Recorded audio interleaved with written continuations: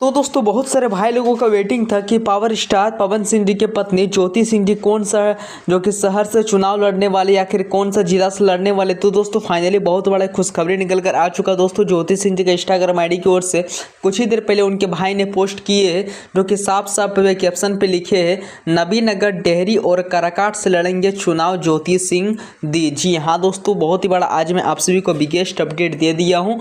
यानी कि दोस्तों अब आप सभी को back to back Jyoti Singh ji का एक से एक इलेक्शन का जनसंकल्प यात्रा का वीडियो देखने को मिलने वाला है मेरे चैनल की ओर से। तो दोस्तों अगर आप लोग चाहते हैं कि मेरे चैनल में सबसे पहले आप लोग वीडियो देखेंगे ज्योति सिंह जी का इंटरव्यू, ज्योति सिंह जी का हर एक सवाल, हर एक न्यूज़, तो प्लीज़ अगर आप लोग अभी तक सब्सक्राइब नहीं किए तो फटाक से कर लीजिएगा।